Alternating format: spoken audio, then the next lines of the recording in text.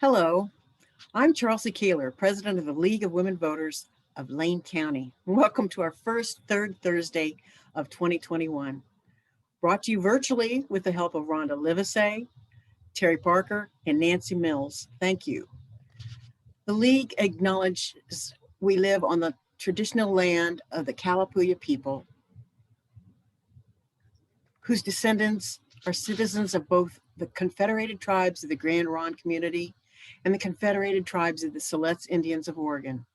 We honor the land and the people who have cared for it and reaffirm our commitment to steward and honor the land through our work.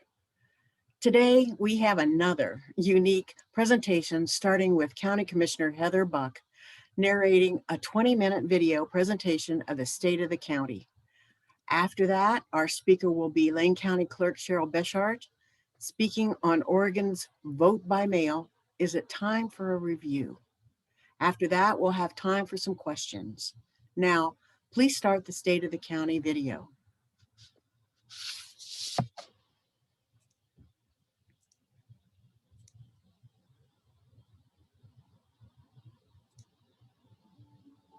Welcome to the 2020 State of the County Address. My name is Heather Buck, Lane County Commissioner for District 5 and Chair of the Lane County Board of Commissioners for 2020.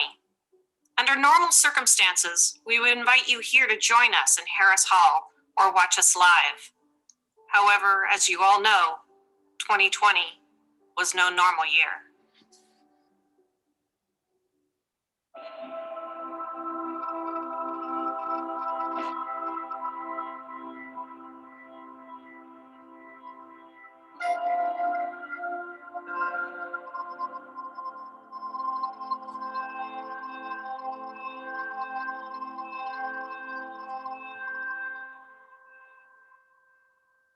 We started 2020 feeling good about our progress in enhancing services for our residents and continuing to work to achieve the goals outlined in our strategic plan.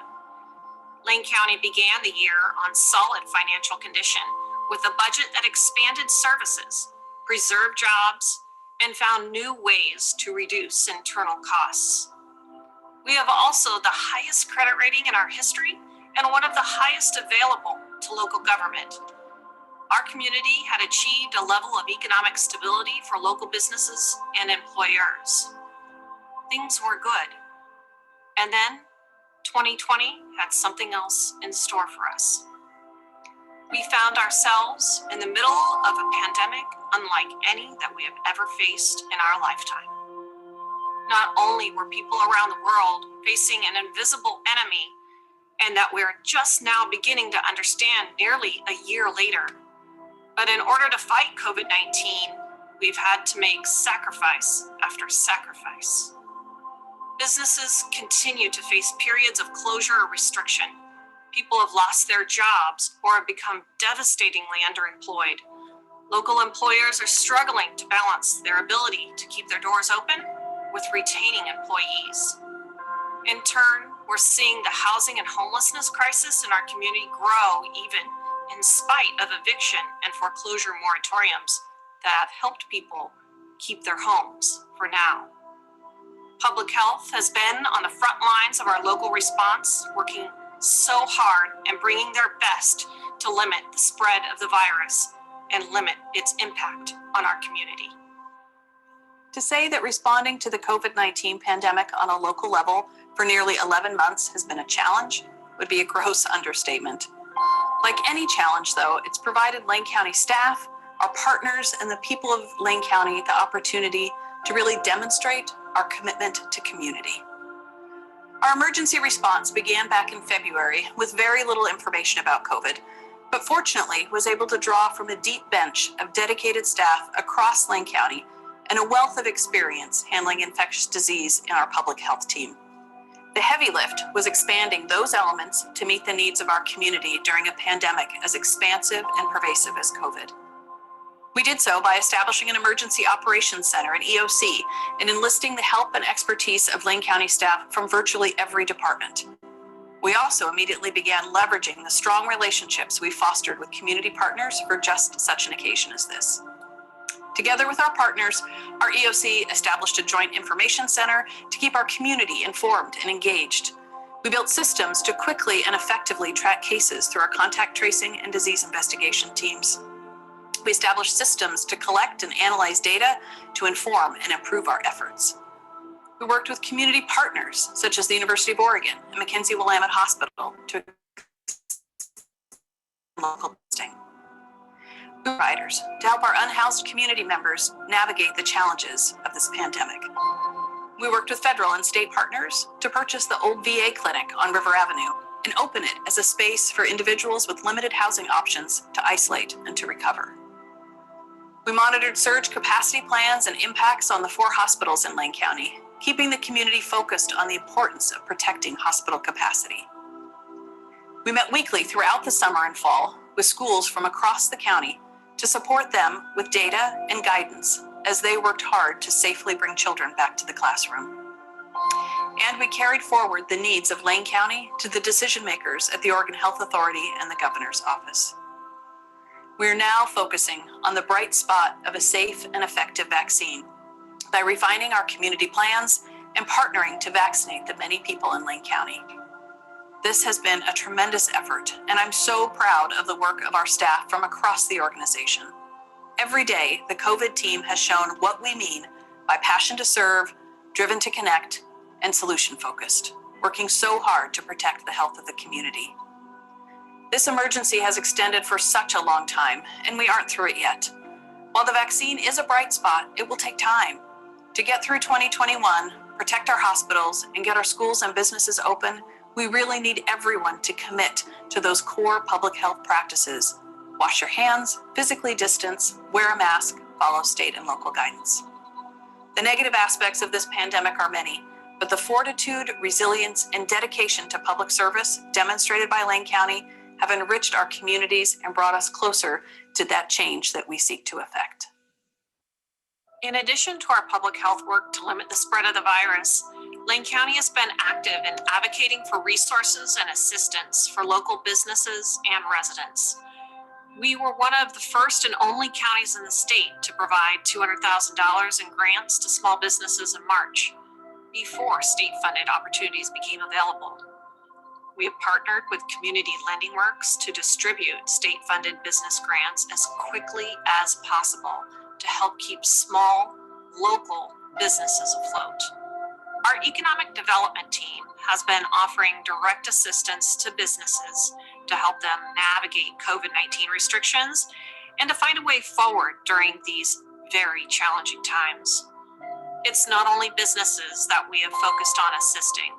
We partnered with a variety of community-based service organizations to distribute more than $6.4 million in rental assistance to keep people housed and critical rental properties from going into foreclosure. We will continue to work closely with our state and federal lawmakers to advocate for more financial assistance for both businesses and residents, including making business grant programs more easily accessible to our small businesses.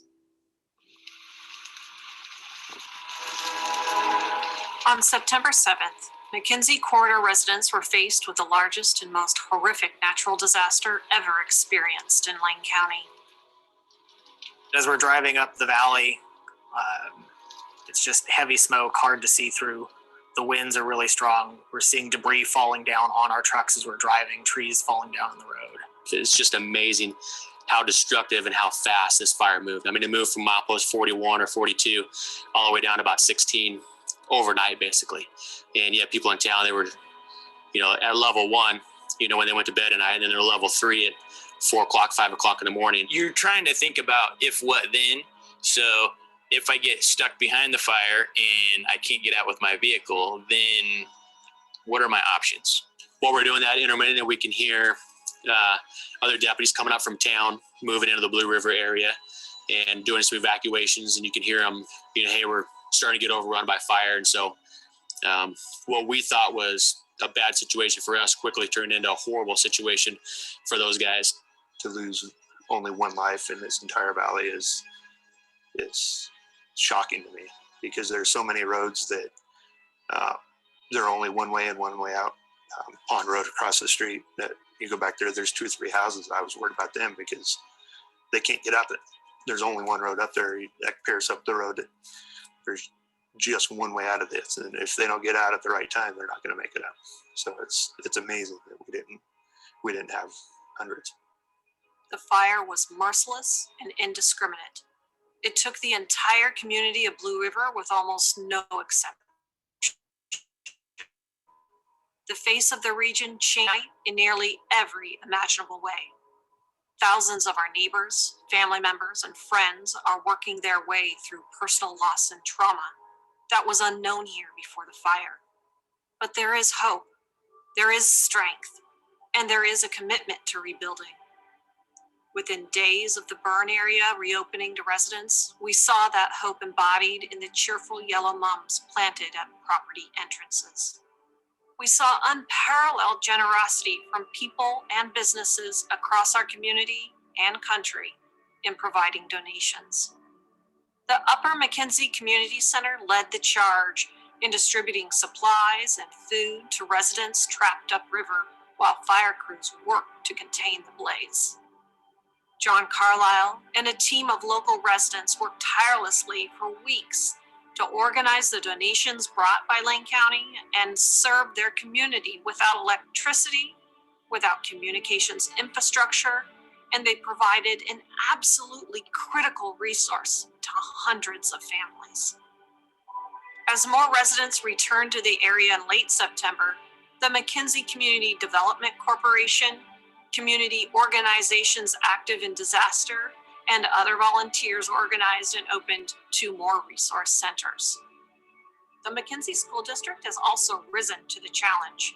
Not only has the district, and especially Superintendent Lane Tompkins, worked side by side with other agencies and utility companies to serve their community and advocate for the quick restoration of services, but they've also risen to the challenge of resuming classes despite facing 2 crises, COVID-19 and the fires.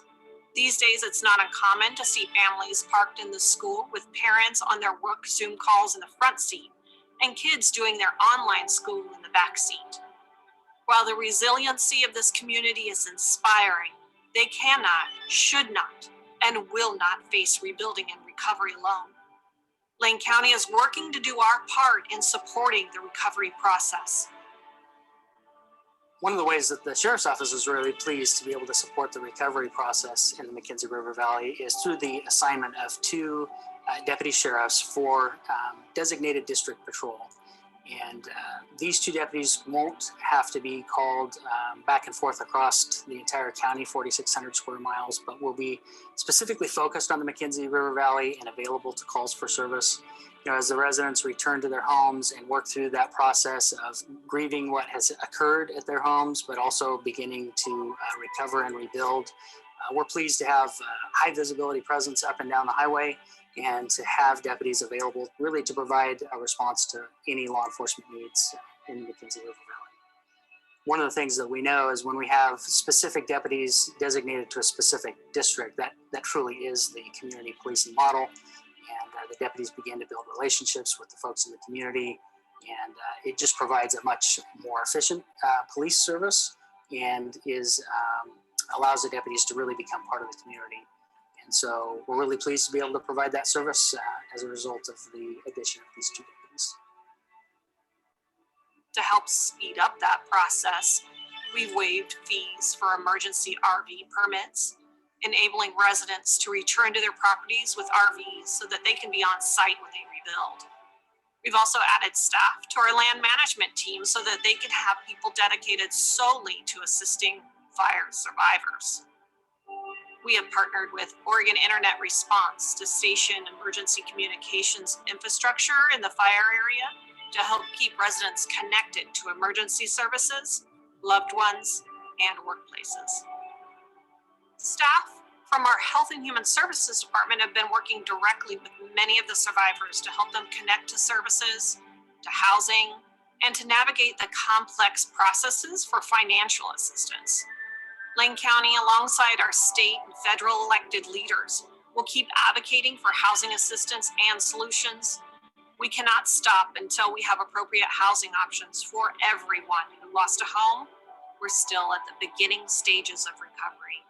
But with the grit shown by this community and advocacy and assistance from Lane County and many others, we will rebuild the McKenzie corridor and it will thrive. Lane County and its cities have been working to find solutions that reduce the number of our neighbors who are unsheltered and have no safe place to stay. The housing crisis is not new in Lane County. We have struggled with an increasing population and a decreasing amount of low and middle income housing inventory for several years.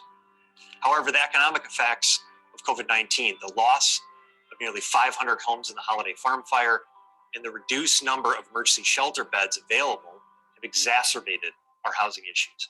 At Lane County, we continue to partner with our cities throughout the community, Eugene, Springfield, and all of our rural communities to create solutions to our housing challenges. Lane County is one of the primary funders of the Egan Warming Center, operated by St. Vincent de Paul. The need to keep people at a greater distance from others during the pandemic has greatly reduced not only the overall capacity of programs like Egan and Dawn to Dawn, but it's also reduced the number of places that Egan can operate due to square footage requirements. To help increase the number of emergency shelter beds, Lane County purchased and is distributing 120 pallet shelters across the county to serve as emergency shelter this winter. We provided pallet shelters to community organizations in Florence and Cottage Grove and throughout Eugene and Springfield. We're also actively seeking opportunities to purchase properties that may be used to provide shelter with funding for programs such as Project Turnkey. We also continue to make progress on the recommendations from the Shelter Feasibility Study. We oftentimes hear this called the TAC report. Some of the most visible milestones are partner projects with Homes for Good, the Commons on MLK, which is set to open soon, already accepting applications, and the Market District Commons in downtown Eugene, which is also nearing completion. In addition to housing, other work continued in Lane County in spite of the many challenges of 2020.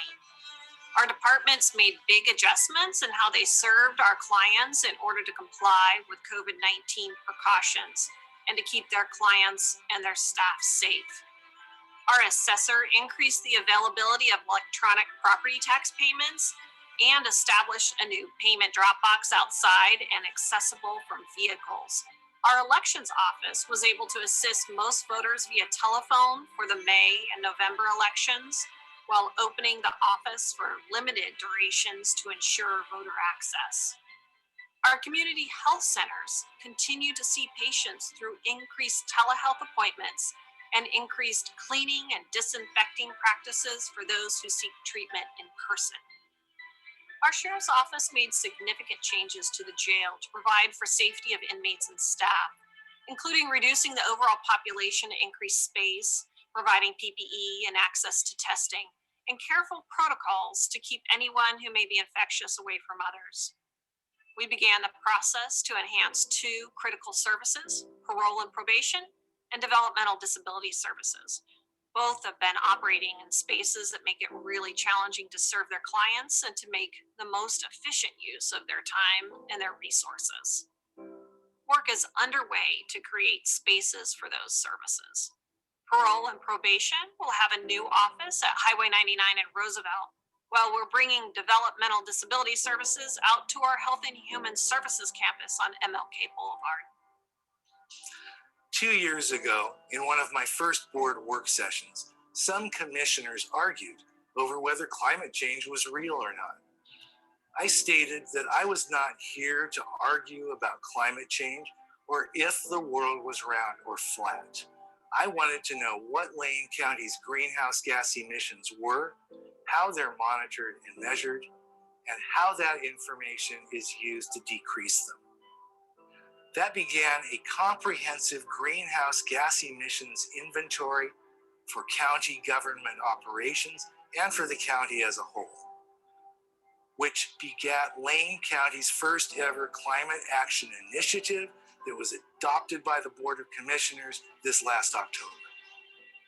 Emission reduction is now measured, monitored, and built into county planning and operations.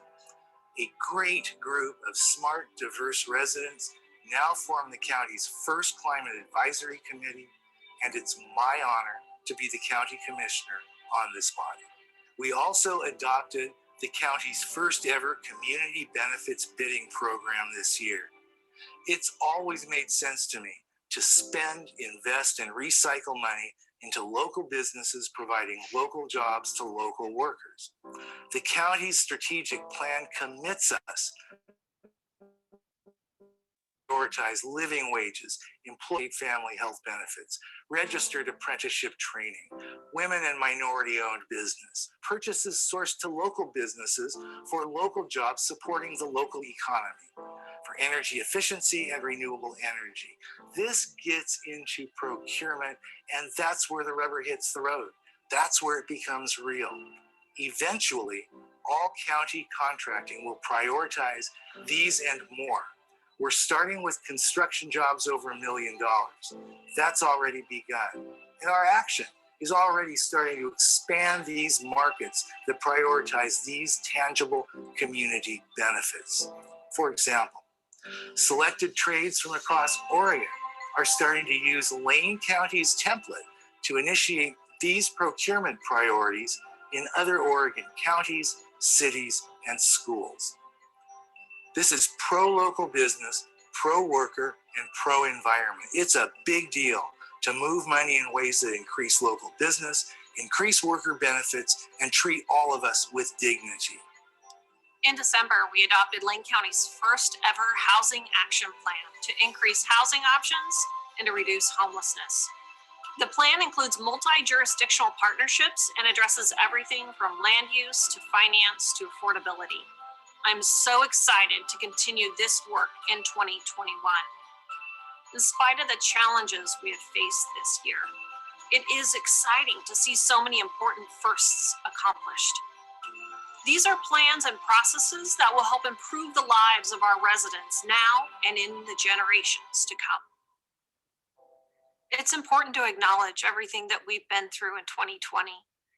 The new year holds promise and recovery, new opportunities that we never knew were possible, a new way of life. The county is here to figure that new world out with you, support you, and do the hard work. Thank you for all that you've done. We've got more strength, courage, and heart than we know.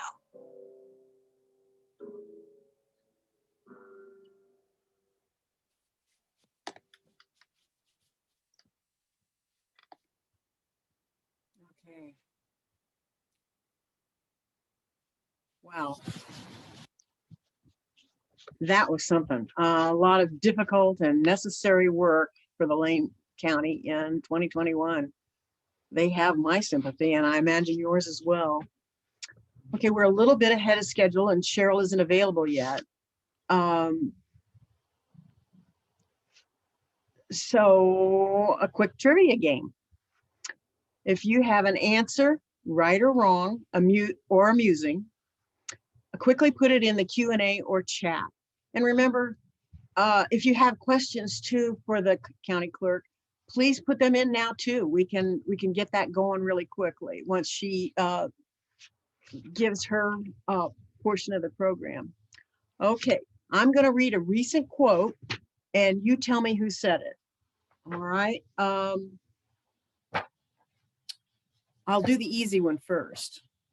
We will press forward with speed and urgency, for we have much to do in this winter of peril and possibility, much to repair, much to restore, much to heal, much to build, and much to gain. Can you tell me who said that? I'll give you a few more minutes. Somebody answered, and they're right. It's President Joe Biden. All right, then here's another one. We've learned, darn bifocals. We've learned that quiet isn't always peace, and the norms and notions of what just isn't always justice. And yet the dawn is ours before we knew it. Somehow we do it. Somehow we weathered and witnessed a nation that isn't broken, but simply unfinished. We lift our gazes not to what stands between us, but what stands before us. Does anybody know who that was? Ah, yes, very good, Ms. Lynch. It was Amanda Gorman. She's 22, and the nation's first youth poet laureate. And those are words she said at the inaugural yesterday. All right, cool. There are serious challenges that our nation needs to continue confronting. Our marching orders from the American people are clear. We're to have a robust discussion and seek common ground. We must always keep in mind that we're all Americans. We love this country and we're all in this together. This was said on the 19th. Do we know who that is? It's an unexpected comment. Maybe that'll help. Okay. I'm going to tell you anyway. It's Senator Mitch McConnell on the Senate floor on the day before the inaugural. Okay, I've got two more, so I'm hoping Cheryl shows up pretty soon. Today, our nation begins the hard work of turning the page on a dark chapter marked by racism, division, and incivility, as we set out to write a new one of hope, freedom, and equality for all. Recently said, oh, I need to repeat.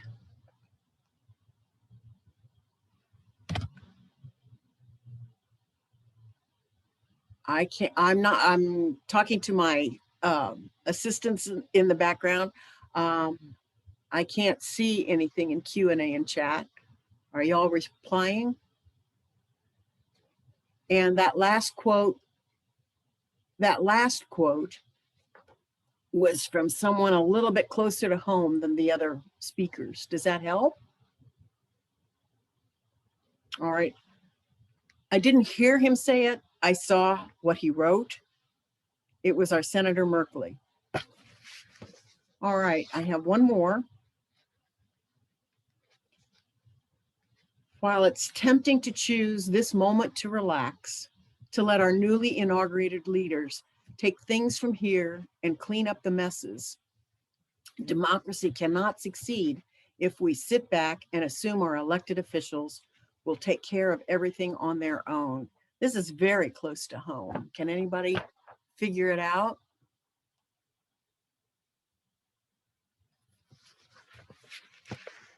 Nope. That somebody guessed Kate Brown. Another was Sarah Meddery. Sorry. It was in today's paper, or maybe it was yesterday's. It was Rabbi Ruhi Sophia Motzkin Rubenstein of Eugene's Temple Beth Israel. That kind of reflects DEI, don't you think? Okay. Do you really want me to read those again, any of those? No. All right. Well, that was the last one I have. And I chose those not because they were so positive and looking forward, but was a call to action, which the League surely understands and which I hope we will continue. I think we all need a breather for a minute or two, but we need to keep working to make a more perfect democracy. I don't have any announcements except that don't forget to tune in next month for Third Thursday.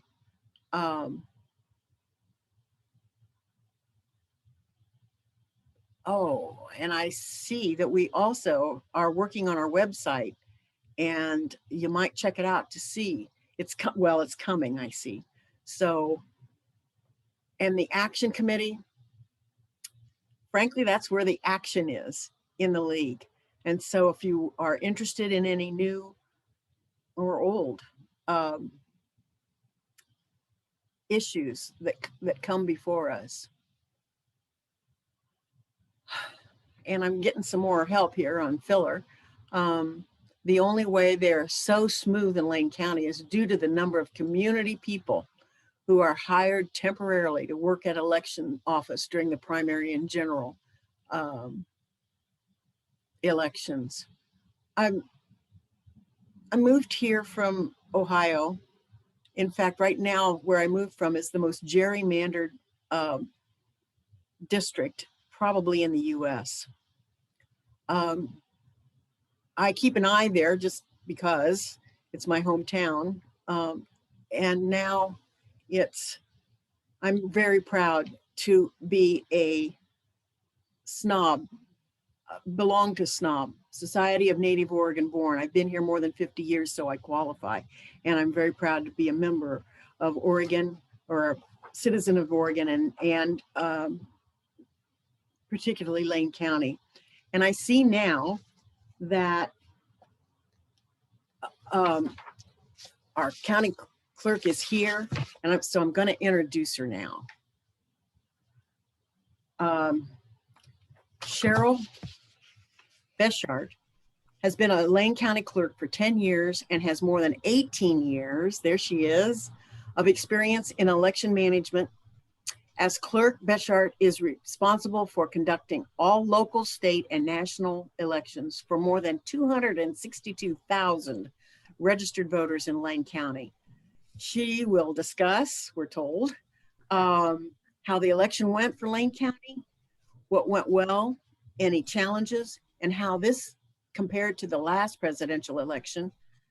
She will also reveal the legislative changes the county clerks are discussing for the future and the impact of increasing voter registration because of the Motor Voter Act. Pretty impressive, huh? Okay, welcome, Ms. Betschart. Thank you, and thank you to everyone for allowing me to join you for this meeting today. I really appreciate it. I wish I could have a bright sunrise behind me. Unfortunately, it's binders and papers. So I understand there's different backdrops we can add to these Zoom meetings, but I'm yet to get there technology-wise. So thank you for that great introduction. I did want to mention that I am a long-term Oregonian. I graduated from OSU. I won't say the year, but it's surprising how quickly the time flies. And I have been very fortunate to have started my career in 1990 here at Lane County and worked for nearly 8 years as the election supervisor. And I took a lapse and raised my children for a number of years. And when my predecessor, the county clerk, Annette Newingham, retired, she invited me to participate in that process. And I thought, well, you know, my kids are getting older and I really enjoyed elections. And so I've been in the county clerk position for the past 10 years. And I thought it might be interested to share that in between being the supervisor and the county clerk, I was also recruited by the state elections division when they were doing the development of the statewide system, the Oregon centralized voter registration system. And I was fortunate to be involved in the development and testing of that system that we use in all 36 counties. And I was even more fortunate because they allowed me to do this from home so I could work my own hours. And so I've really elections is kind of in my blood and something I am very passionate about and enjoy tremendously. And mostly because just the amount of integrity that is required of someone in this position, I believe, being able to stay neutral and nonpartisan in the job. We all have our political views, whichever side you're on. But when you're working in this position, I think it's extremely important to just uphold the integrity of our processes. And hopefully that is what is coming out of our office when folks are dealing with Lane County elections. So I'm very pleased to bring that forward and share with you as well. I also just wanted to mention my husband and I have worked in this county again since 1990. We've raised our 2 boys here and they're long gone. So now our focus is on much different things at this point. So I want to start off and just share with you, and I understand that there'll be an opportunity hopefully afterwards for questions, and I'd be happy to try to answer those from any of your members. I'm really happy to share for the general election in Lane County and really in Oregon, we know how to conduct elections. We are so fortunate to have strong leaders, excellent laws in place, and great partnerships with our state and local officials. It really ensures for a great process for us. And I think what's really important to remind folks is that, we really know how to do vote by mail, and that it was a great change here in Oregon. We've had vote by mail now for over 20 years, and I'm excited for what's to come in the future. And we'll get into that a little bit later. I wanted to share just some statistics from the local level. I'm not sure if you hear about these kinds of things very often, but I just think that it's fun to share, to know what's happening. So here at Lane County, we're a staff of 5 full-time staff, 1 supervisor, and myself, the county clerk, and I am actively involved in the election process. And prior to this year, we actually only had 4 full-time staff. So we were even leaner for the size of county that we are. And we utilize anywhere from 125 to 150 extra help individuals that are paid minimum wage in most cases. And we like to say that they like to come and work hard, long hours, low pay, and hopefully a feel good process for, being involved in the democratic process, which we feel very strongly about. So normally we receive about 55 calls per day in our office. And during our heavy election times, we're nearly 500 calls per day. And we're not open to the public for this election. Many adjustments made as a result of the COVID restrictions. And I'm going to talk about that in just a little bit. But our voter registration numbers are pretty phenomenal. Right now, we're over about 272,000 registered voters. And in a typical month, my staff are processing a little over 5,000 transactions. So registration transactions where people are coming and going, cancellations, moves that we receive notifications through various sources, the post office, the individuals, other state notifications. So we are actively keeping our registration rolls current.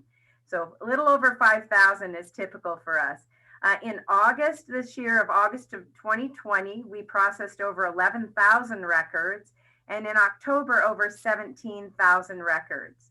So if you were trying to reach us or get into our office during that time, you might have had a few delays. You might have wondered, are they going to ever get to my card or what's going on? But our workload was extremely high, and we also had even though we do train and utilize extra help workers, we had a large percentage of our faithful individuals that have been here for many, many years chose not to work for this election due to COVID. And that's understandable, obviously. We all know what we've had to adjust to in that regard. So that definitely was a consideration for this election. But even though we had those challenges this time, we successfully conducted the election. And I am very proud of the teamwork and the work that comes out of this office with our small staff. And I might mention that in the 5 full-time staff that I had for the general election, we actually had 4 brand new staff join for the November election and a brand new supervisor that just started in the primary last year. So we definitely had some adjustments with a loss of very experienced staff that had been here at this office for, 15 and 20 years. We weren't expecting that, but because of the COVID restrictions and their concerns, we had some full-time staff that chose to retire early. So that was something that we had to, adjust to very quickly. One of the other things which was exciting this year is we like to share a lot of information. We like to get messages out to our voters. And one of the big messages that we tried to give out to everybody this year was to vote early. We wanted voters, when those ballots were in the mailboxes, we wanted voters to get their ballot in early. We felt that was a very important message. It was to kind of combat the misinformation that's out there across the country that is really pretty controlled here in Oregon. But we know that individuals hear what's in the media and they're concerned, and rightly so. We didn't have those kinds of concerns here in Oregon, I'm proud to say. But our message was, when you get your ballot, make your decisions and get the ballot back in time. We want all those ballots for eligible voters back in time. And our voters responded very well. Normally we would receive, I would say about 25,000 back the first week when the ballots went out, 50,000, something like that. For this election, in the first week, we received over 117,000 back in our first week after the ballots went out. And that is amazing. Normally, we would receive about 21,000 on election day. Excuse me, we would receive 40 to 50,000 ballots on election day. This time we received 21,000. And that's because our voters were listening to us. And that was a real success in our messaging for this election. And that was something that all clerks were trying to do. And we were super excited. I mean, we were fully staffed on election day, waiting for those voters to come in. And we just didn't get those kind of numbers because we had such a great response early on, which was very well received. So we were happy to report that. One of the other things I thought that went very well is the COVID restrictions were in mid-March. Our office closed to the public. We were closed to the public, as many businesses were, due to the concerns of the spreading of the disease. And the safety, obviously, and health of our workers is extremely important. And we had to quickly come up to speed on how we were going to offer the essential services that we provide in this kind of restricted environment. So we put in a plan in place. We eventually, when things opened up a little bit, we were open by appointment. We are now currently still open only by appointment. Our phones are open and operational, and we are answering our phones. We opened our 24-hour drop box for folks to drop off registration cards and other transactional documents that are required in paper form. And we made a smooth, I would say, transition to that in very difficult and tight timeframes, especially when information, as we know, was changing all the time. And it still is a quickly changing environment and what we're having to adjust to. We really, for the primary, we only opened the 3 days before the election and election day. And actually by law, we're only required to be open election day, but we opened 2 days earlier so voters could come into our office and complete transactions that they have to be present in the office to do just before an election. For the general election, we actually opened up a week before the general election to walk in traffic. And we were fortunate that we've had some changes to our office. If you haven't been here in a while, when we do open, I would like to encourage you to come in and look at our new office structure. We've made changes to the exterior and the interior. And the changes were actually primarily due to 2 security assessments that were conducted here in the county. Those have been conducted throughout the states. And we received some recommendations of things we might want to do. And we were fortunate to get funding to implement some of those changes. So the office is very secure for the staff. I hope it's still welcoming and inviting to folks when they come in. And be sure, if you do stop in, that you be sure to say hi to me if you get a chance to do that when we open up. So besides making those major COVID adjustments, we also had to adjust to our workers who did not want to work. And we had to do recruitments, and we also had to put things in place to actually, we can't do this work by ourselves. We know that we rely heavily on our extra help workers. And when they come into our office, they want to feel that they are secure and safe, as well as protected, that they're not going to catch anything. So we had some very strict things that we implemented so that they could feel that sense of assurance when they came into our office. And so we had that process implemented for both May and the general election. For the first time ever, we conducted observer participation virtually, similar to what we're doing right now. There were some adjustments with that as well. We always want to be open and transparent for our processes. We encourage people to come and observe all processes that we are conducting here at the election office so that they can understand and be educated, and as well as feel confident that we are following the laws that are in place, and that they know that things are as they should be in a very transparent manner. So after a few little bumps just with technology, we were able to offer both our major parties as well as others that wanted to observe that opportunity. And I believe that went very well and was successfully done. So who knows, we could be able to, that might be a future thing that we continue to offer. It actually allowed them to not only view the processing of our board members when they're opening the ballots and extracting the ballot material, but they were also able to observe the ballot tabulation room where we had limited access before just because of physical limitations with the number of chairs and those kinds of things. So we were able to expand the opportunity to view more for some of our folks that were interested in that. So that was something that went very well for us. We continue to process, to partner statewide with the State Elections Division, with organizations such as the League of Women Voters, as well as the county clerks and our local law enforcement, the FBI, Homeland Security. We're all involved in our processes for this election, just to ensure that all election offices and the processes were as expected. And in Oregon, we did have a successful election. And so that was very exciting. And as far as turnout goes, we actually had an 82% turnout, which is over nearly 224,000 ballots came back out of the 273 registered voters. So we had a nice turnout for the election. I always like to compare that to the last like election, and the last presidential election was 79.26% return and 195,000 registered voters. So you can see that we've had some jump in our registration, and we've still had a good turnout even with that increased voter registration.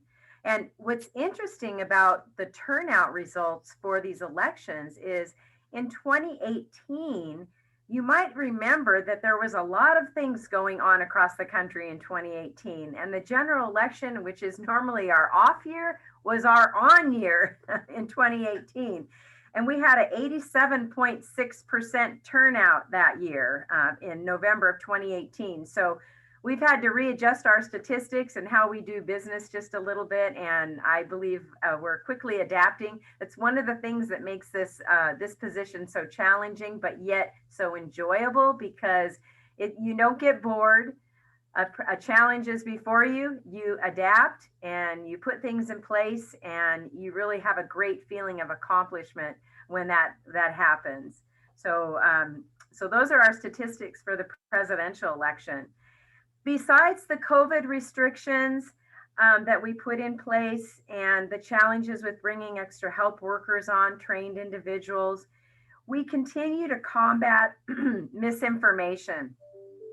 It continues to happen even through today. We know that people across the country are concerned about the election process, about the integrity of the process.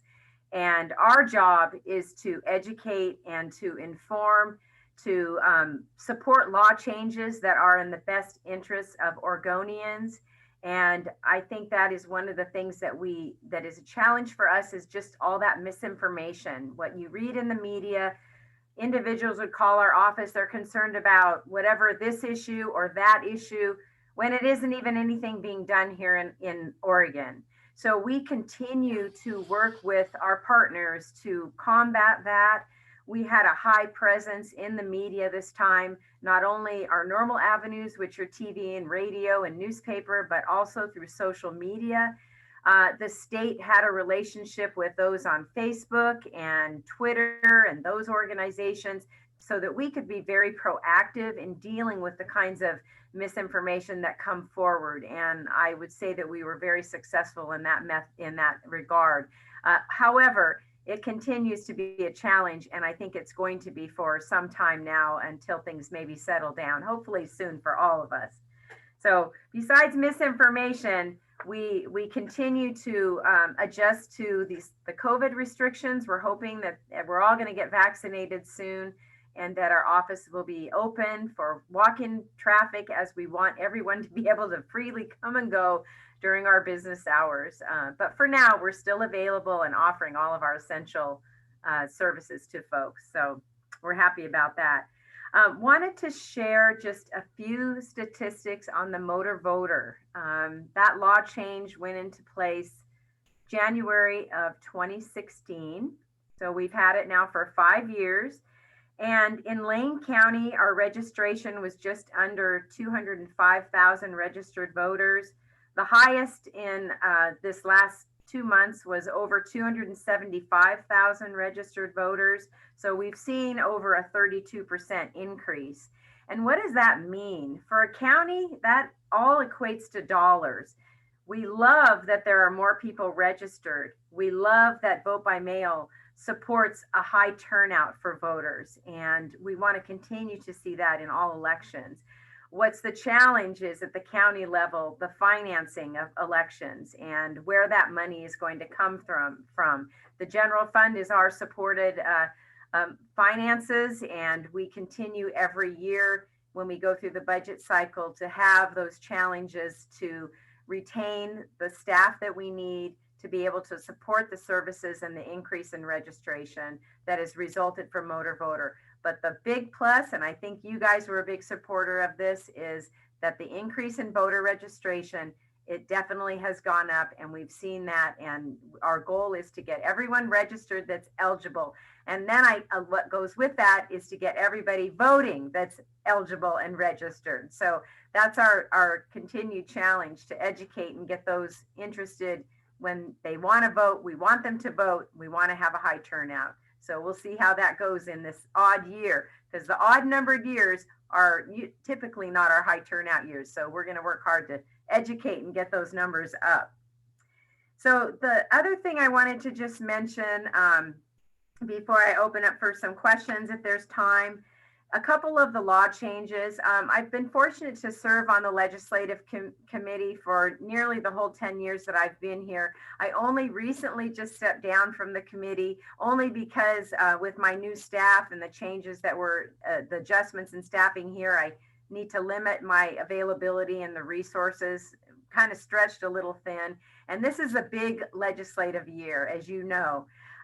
A couple of the bills in the election world that the clerks are supporting, Senate Bill 249, which is going to allow clerks to begin opening and counting mailed ballots upon receipt. Right now, we can, by law, it's 7 days prior to the election, and we want to be able to do that earlier so that we can get the ballots processed because of the volumes that we're receiving. So that's a bill that we are supporting and that we are that's out there right now. The other one is Senate Bill 251. And this is a bill that does not require the secrecy envelope for a ballot if the Secretary of State has approved an alternate procedure to ensure secrecy. So everything that we do is expensive. Envelopes are expensive. And if there's a possibility that we can drop the secrecy envelope, but still have a secrecy return ID envelope that ensures that the secrecy of that ballot, that's an area that we'd like to see a change legislatively. So those are our two main election bills. I just received the new update. I know there's many bills out there right now. Our legislative committee reviewed many, just at the end of last week. And so I just got that list yesterday and haven't gotten all the way through it. There are some bills on postmarks, not surprising. The clerks have had mixed reviews on the postmarks, and we believe that, and I believe that the postmarks are going to be coming. We want to see all eligible ballots being counted. That's our goal. And part of that, though, is how do we implement that and make it the most equitable for all? And how does that impact what we're doing here at the county level as far as election certification? So working out those details is, I think, probably the only reason why it didn't go last time when it was presented, even though it was a quick bill that was before everybody. I'm pretty sure that things are going to change that way, and we'd like to see that happen with some input on working out those details. So we're definitely, I can see that that'd be something that we would be supporting, hopefully. So the only other thing I just wanted to mention is, first of all, looking forward to working with the league as we go through the session and providing input. I'm happy to answer any questions that anyone might have. If we have time, I'll leave it up to you. And thank you again for letting me be part of your presentation today. Thank you very much. Very much appreciated. Interesting that there must have been some kind of a mind meld, because most of the questions that were asked, you answered eventually. But one that, so very good. Fantastic. Yeah, cool. The one of the ones that came up was, how do you and your colleagues, or do you support same-day registration? Yeah, Well, yeah, good one. You know, that's a good question. And that is something that's very controversial with the clerks, very controversial. And I don't know what that position will be this time. We do have some clerks that do actively support same-day registration. Lane County has not been one of those counties that has supported same-day registration. And I'll tell you honestly, it has to do with the limited resources that we have on that day and the challenges to get the required work done. Unfortunately, our staffing has not changed as our registration is increased. And that presents a problem when we have a higher volume coming in on one day, possibly, and you're trying to accurately process registration and get out ballots to those individuals. So that's really the primary reason why it's been opposed here at this county and by myself. But I'm certainly open to working with everybody to see if there's a way to make this possible. And I think the clerks are always up for those discussions. We love when we partner with you and we're together on coming up with a solution that works for everyone. So I'm sure that we can get there. This might be the session. And the legislative committee is comprised by statewide clerks. Is that right? That's correct. Yes, they're all county clerks that are on the committee. There's usually 7 to 12 members, and yes, and I've been the vice chair for a number of years now. Oh, congratulations. I'm sure they'll miss you. In elections across the nation, there was a huge turnout from marginalized populations. Does Lane County have a way of measuring that, whether we had the same kind of Latinx or other marginalized communities voting? Do we know? So we do not do those kind of measurements. Really, there's statistics I'm sure that are available. You can get the precinct breakdown, and those that study that kind of information, I believe it's available. We right now are not doing anything in the county clerk's division in regards to that, but I know countywide that's an area of concern, and I would imagine that if there's outreach that's going to happen, then we're on board for that. We certainly want to see those high turnouts in all areas and all communities. Whatever their situation is, we want them to be part of this process. But you know of no other way of measuring that? No, the only thing I'm aware of, if you have an identified precinct or neighborhood, and I'm not sure how that is measured, whether that would be a way to locate those individuals, I'm not sure. We don't keep track of anything as far as race or gender, any of that kind of stuff on our voter registration file. Could you tell us, do you know offhand the percentage of ballots needing to be returned for their signature or for any other errors? So the two primary things are unsigned and a SIG challenge. In our county, it's less than 1%.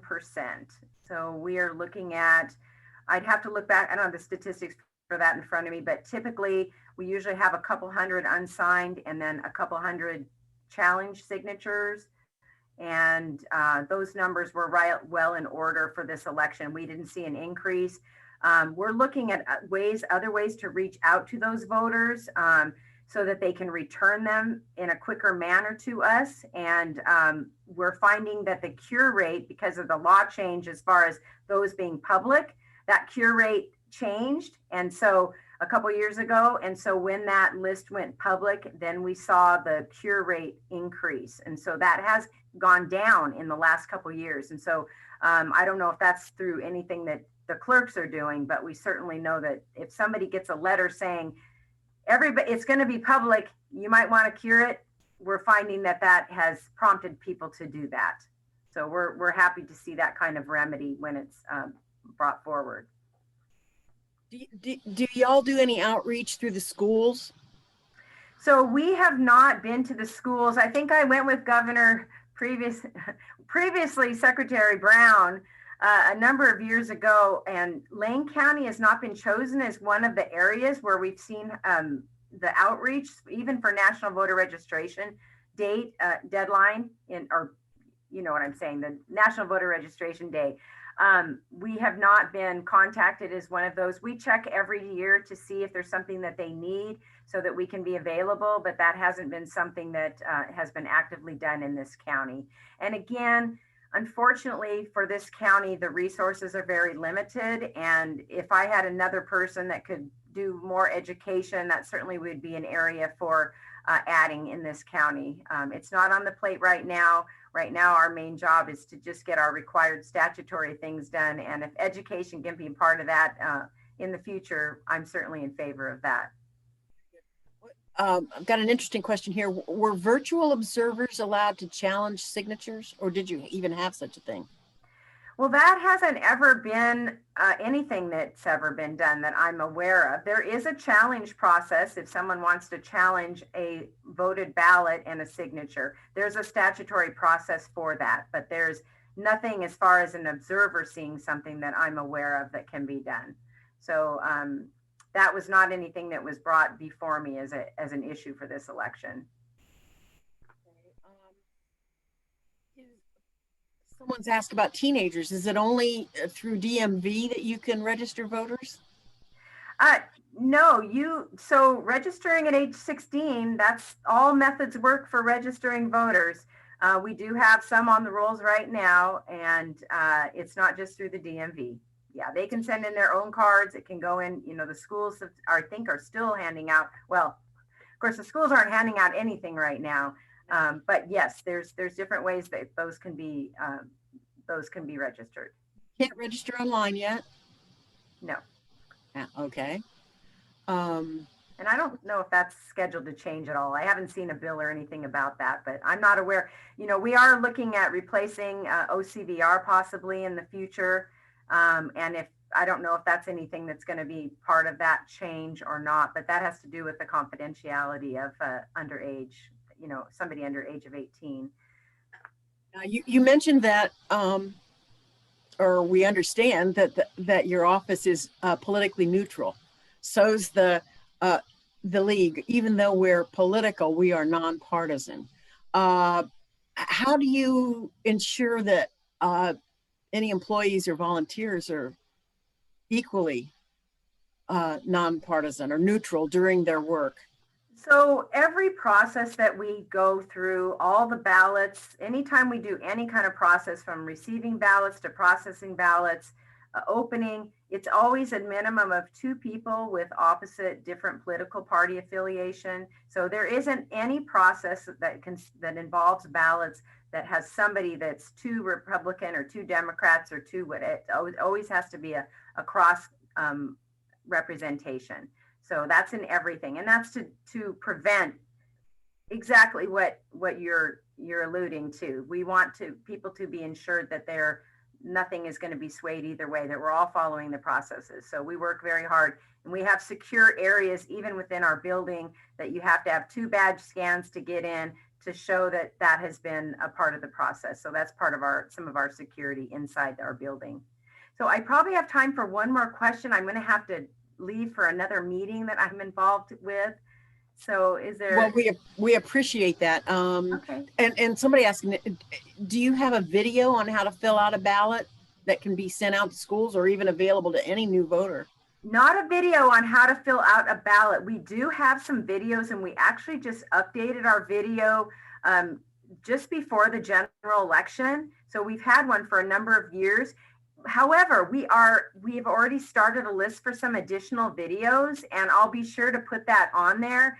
We do expect to have more videos in place. We find they're very popular, and I'm a very visual person, so I think it's an excellent way to do training and to reach out and educate our voters. So if you have any other suggestions like that, send them my way, because we are working with our LCOG partners and here at Lane County, our public information officer, to put some shorter, more impactful videos on our webpage that will be helpful to voters. So yes, that's a good idea.